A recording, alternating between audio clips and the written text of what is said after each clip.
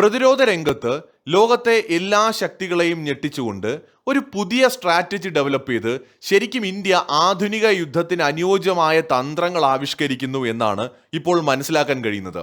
പാശ്ചാത്യ രാജ്യങ്ങൾ അമ്പരന്ന് നിൽക്കുന്ന സമയത്ത് ഇന്ത്യ വളരെ കൂളായിട്ട് ആധുനിക യുദ്ധതന്ത്രങ്ങളിലൂടെ നടന്നു നീങ്ങുകയാണ്. എന്താണ് ഇപ്പോൾ സംഭവിച്ചുകൊണ്ടിരിക്കുന്നത്? ആദ്യം ഈ വിഷയത്തെ നമ്മൾ മനസ്സിലാക്കണമെങ്കിൽ അമേരിക്ക നേരിടുന്ന ഏറ്റവും വലിയ പ്രതിസന്ധിയെക്കുറിച്ച് നമ്മൾ അറിയണം. ഇറാനുമായിട്ടുള്ള തുടർച്ചയായ സൈനിക ഏറ്റുമുട്ടലുകളും മറ്റ് പ്രതിരോധ ആവശ്യങ്ങളും കാരണം അമേരിക്കയുടെ കൃത്യതയാർന്ന ദീർഘദൂര മിസൈലുകൾ, പാട്രിയറ്റ് എന്ന് പറയുന്ന അവരുടെ പ്രധാനപ്പെട്ട ഡിഫൻസ് സിസ്റ്റം, താഡ് എന്ന് പറയുന്ന അവരുടെ ഡിഫൻസ് സിസ്റ്റം, ഇത് ഏറ്റവും പ്രധാനപ്പെട്ട അമേരിക്കയുടെ മിസൈൽ പ്രതിരോധ സംവിധാനമാണ്.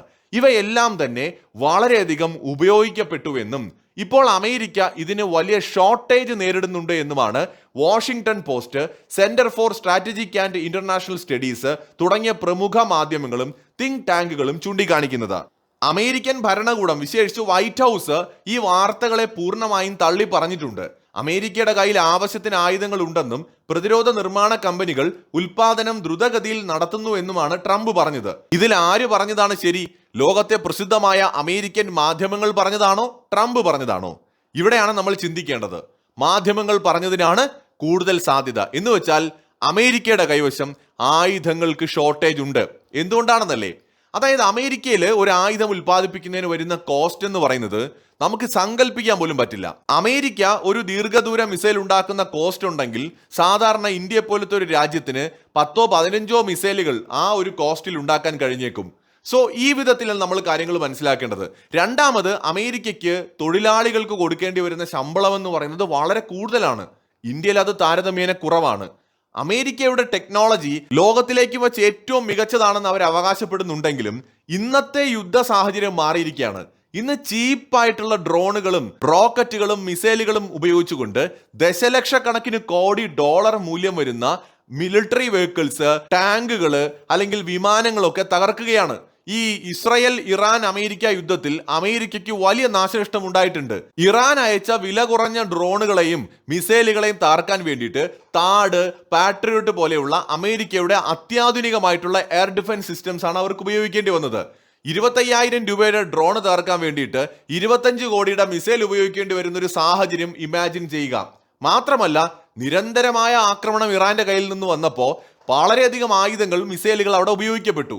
ഈ സമയത്ത് സ്വാഭാവികമായിട്ട് അമേരിക്കയുടെ പക്കൽ ആയുധങ്ങൾക്ക് ഷോർട്ടേജ് ഉണ്ടായി എന്ന് തന്നെയാണ് വിലയിരുത്തപ്പെടുന്നത്. അമേരിക്ക ഉൾപ്പെടെയുള്ള പാശ്ചാത്യ രാജ്യങ്ങൾ കൂടുതലായി നിർമ്മിച്ചു വെച്ചത് അങ്ങോട്ട് ആക്രമിക്കാൻ പറ്റുന്ന ആയുധങ്ങളാണ്. അവരുടെ കൈവശം മികച്ച യുദ്ധവിമാനങ്ങളുണ്ട്, മികച്ച മുങ്ങിക്കപ്പലുകളുണ്ട്, മികച്ച വിമാനവാഹിനി കപ്പലുകളുണ്ട്. ഇതെല്ലാം ഉപയോഗിച്ചിട്ട് അവർക്ക് അങ്ങോട്ട് അറ്റാക്ക് നടത്താൻ ശക്തമായി സാധിക്കും. ഏത് രാജ്യത്തെയും അങ്ങോട്ട് ആക്രമിക്കാനുള്ള ഒരു സൈനിക കരുത്ത് അവർക്കുണ്ട്. എന്നാൽ തിരിച്ചു വരുന്നതിനെ പ്രതിരോധിക്കാൻ വേണ്ടിയിട്ട് കോസ്റ്റ് എഫക്റ്റീവ് ആയിട്ടുള്ള ഒരു പദ്ധതി പാശ്ചാത്യ ലോകത്ത് അല്ലെങ്കിൽ പ്രത്യേകിച്ച് അമേരിക്കയുടെ കൈവശം ഇല്ല എന്നാണ് ഇപ്പോൾ തെളിയുന്നത്. നമ്മൾ യുദ്ധതന്ത്രത്തിലെ ചില സമവാക്യങ്ങളുണ്ട്. ഒരു രാജ്യത്തിന് ആക്രമണ ആയുധങ്ങളും പ്രതിരോധ സംവിധാനങ്ങളും ഒരേപോലെ ആവശ്യമാണ്. പ്രതിരോധ സംവിധാനങ്ങൾ മാത്രം വെച്ച് ഒരു രാജ്യത്തിന് പൂർണ്ണമായിട്ട് യുദ്ധം ജയിക്കാൻ കഴിയില്ല. ആക്രമണ ആയുധങ്ങൾ മാത്രം വെച്ചുകൊണ്ടും ജയിക്കാൻ കഴിയില്ല. ഇത് രണ്ടും ആവശ്യത്തിനനുസരിച്ച്, സാഹചര്യങ്ങൾക്കനുസരിച്ച് ആനുപാതികമായിട്ട് ആവശ്യമാണ്.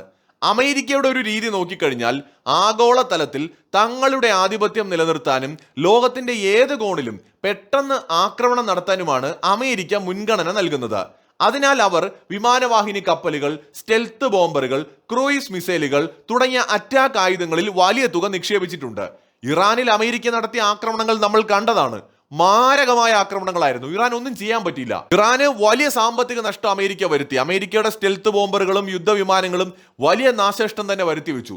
പക്ഷെ അതുകൊണ്ട് മാത്രം അമേരിക്ക യുദ്ധത്തിൽ ജയിച്ചോ? ഇല്ല. അവിടെയാണ് നമ്മൾ മനസ്സിലാക്കേണ്ടത്. എവിടെയാണ് അമേരിക്ക പരാജയപ്പെട്ടത്? പ്രതിരോധിക്കുന്ന കാര്യത്തിലാണ് പരാജയപ്പെട്ടത്. അങ്ങോട്ട് ആക്രമിക്കുന്നതിൽ അമേരിക്ക ഇറാനെ വിറപ്പിച്ചു. ഇറാൻ ഒന്നും ചെയ്യാൻ പറ്റില്ല. അതുപോലെ തന്നെ ഇറാന്റെ ഭാഗത്ത് നിന്ന് അമേരിക്കയുടെ നേരെ ഉണ്ടായ ആക്രമണങ്ങളെ പൂർണ്ണമായി പ്രതിരോധിക്കാനും അമേരിക്കയ്ക്ക് കഴിഞ്ഞില്ല. മിഡിൽ ഈസ്റ്റിലുള്ള അമേരിക്കയുടെ അസറ്റ്സ്, അവരുടെ മിലിറ്ററി ബേസുകൾ, ജോർദാനിലുള്ള ബേസ്, ഇതെല്ലാം ആക്രമിക്കപ്പെട്ടപ്പോൾ അമേരിക്കയുടെ എയർ ഡിഫൻസ് സിസ്റ്റങ്ങൾക്ക് താങ്ങാൻ കഴിയുന്നതിലും അപ്പുറമായിരുന്നു. കാരണം ഇറാൻ ഉപയോഗിച്ചത് വളരെ ചീപ്പായിട്ടുള്ള ആയുധങ്ങൾ. അമേരിക്ക ഇറാനെ ആക്രമിക്കാൻ ഉപയോഗിച്ച മിസൈലുകളും ആയുധങ്ങളും വളരെ എക്സ്പെൻസീവ് ആയിരുന്നു. അത് ഫലം കണ്ടു. അതേ സ്ഥാനത്ത് ഇറാൻ എന്ത് ചെയ്തു? വളരെ ചീപ്പായിട്ടുള്ള ആയുധങ്ങൾ നിരവധി എണ്ണം അമേരിക്കയുടെ നേരെയും സഖ്യകക്ഷികളുടെ നേരെയും ഉപയോഗിച്ചു. ആ സമയത്ത് ആ ചീപ്പായിട്ടുള്ള ആയുധങ്ങളെ പ്രതിരോധിക്കാൻ അമേരിക്ക ഉപയോഗിച്ചതാകട്ടെ ഹൈലി എക്സ്പെൻസീവ് ആയിട്ടുള്ള പ്രതിരോധ സംവിധാനങ്ങൾ. ഇത് പെട്ടെന്ന് തീർന്നു പോവുകയും ചെയ്യും. എല്ലാത്തരം ഏരിയൽ ത്രെഡ്സിനെയും നേരിടുന്നതിന് ഇതിന് കഴിഞ്ഞുമില്ല. സ്വാം അറ്റാക്സ് ഉണ്ടായി. അതായത് ഒരേ സമയം തന്നെ നൂറുകണക്കിന് ഡ്രോണുകളും മിസൈലുകളും ഒന്നിച്ചു വരിക. അപ്പോ എയർ ഡിഫൻസ് സിസ്റ്റംസ് ആകെ കൺഫ്യൂഷൻ ആവും. അതിനിടയിൽ പല ഈ പറയുന്ന ഡ്രോണുകളും അതുപോലെ മിസൈലുകളും ലക്ഷ്യസ്ഥാനത്ത് എത്തുകയും ചെയ്യും. ഇത് അമേരിക്കയ്ക്ക് വലിയ നാശനഷ്ടം ഉണ്ടാക്കി എന്നുള്ളത് ഒരു വസ്തുതയാണ്. ഇവിടെയാണ് ഇന്ത്യയുടെ രീതി ലോകം ചർച്ച ചെയ്യുന്നത്. ഇന്ത്യയുടെ തന്ത്രം പ്രധാനമായിട്ട് ശത്രു രാജ്യങ്ങളെ ആക്രമണത്തിൽ നിന്ന് പിന്തിരിപ്പിക്കുക എന്നതുകൂടിയാണ്. അതിർത്തി സുരക്ഷയ്ക്കും തന്ത്രപ്രധാന കേന്ദ്രങ്ങൾ സംരക്ഷിക്കുന്നതിനും ശക്തമായ വ്യോമ പ്രതിരോധ സംവിധാനങ്ങളാണ് ഇന്ത്യ ഒരുക്കിയിരിക്കുന്നത്. ഇന്ത്യയുടെ എയർ ഡിഫൻസ് സിസ്റ്റംസ് ലോകത്തിലെ തന്നെ ബെസ്റ്റ് ആയിട്ടുള്ള ഒന്നാണെന്ന് ഓപ്പറേഷൻ സിന്ദൂർ സമയത്ത് എല്ലാവരും കണ്ടതാണ്. ഈ അമേരിക്കൻ പാശ്ചാത്യൻ ആയുധങ്ങൾക്ക് ഭീമമായ വില വരുന്ന സമയത്ത് ഇന്ത്യ ആകട്ടെ കുറഞ്ഞ ചെലവിലാണ് ആയുധങ്ങൾ ഉൽപ്പാദിപ്പിക്കുന്നത്.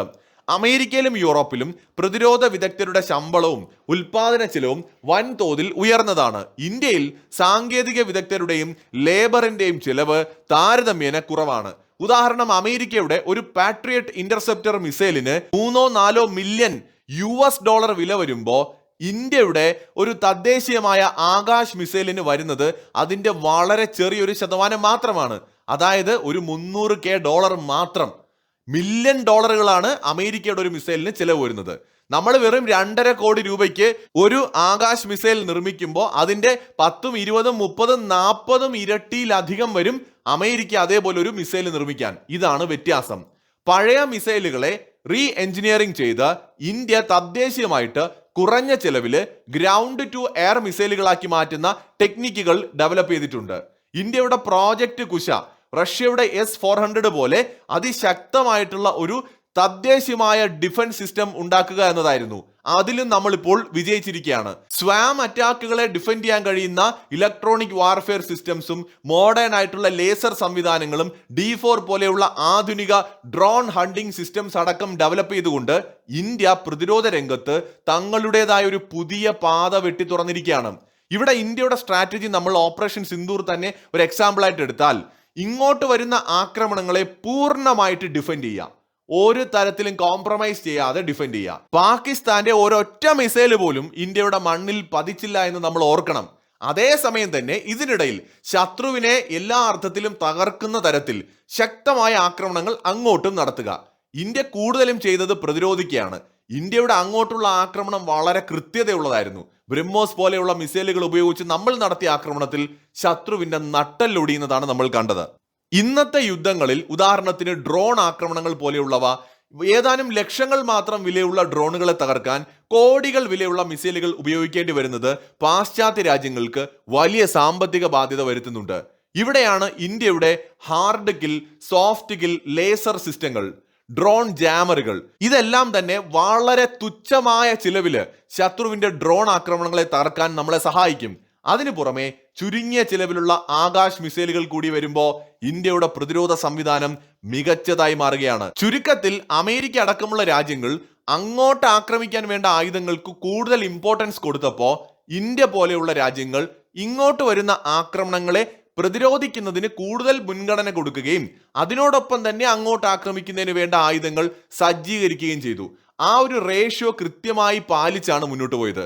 അതുകൊണ്ട് തന്നെ ആധുനിക യുദ്ധങ്ങളിൽ അമേരിക്കയ്ക്ക് നേരിടേണ്ടി വരുന്ന ഒരു പ്രതിസന്ധി ഇന്ത്യക്ക് ഉണ്ടാവില്ല എന്ന് വ്യക്തമാണ്. അമേരിക്കയ്ക്ക് ഇനി അങ്ങോട്ട്, അമേരിക്ക മാത്രമല്ല യൂറോപ്യൻ രാജ്യങ്ങൾ, വികസിത രാജ്യങ്ങൾ, ഒരു പരിധിവരെ ചൈന അടക്കം നേരിടാൻ പോകുന്ന പ്രശ്നം ഈ പറയുന്ന ആയുധങ്ങൾ ഡെവലപ്പ് ചെയ്യുന്ന സമയത്തുണ്ടാവുന്ന കോസ്റ്റ് മാനേജ് ചെയ്യാൻ പറ്റാത്തതാണ്. വലിയ തുക അവർക്ക് ചിലവ് വരും. അതേസമയത്ത് ഇന്ത്യ ഓൾറെഡി ഇവിടെ ഡെവലപ്പ് ചെയ്ത ഒരു എക്കോസിസ്റ്റം എങ്ങനെയാണ്? വളരെ കോസ്റ്റ് എഫക്റ്റീവ് ആയിട്ടുള്ള ആയുധങ്ങൾ നിർമ്മിക്കുന്ന രീതിയിലാണ്. അതുകൊണ്ട് തന്നെ ആധുനിക യുദ്ധങ്ങളിൽ ഇന്ത്യയുടെ തന്ത്രമായിരിക്കും കുറെ കൂടി മികച്ചത് എന്നാണ് വിലയിരുത്തപ്പെടുന്നത്. മറ്റൊരു വീഡിയോയുമായി വീണ്ടും കാണാം.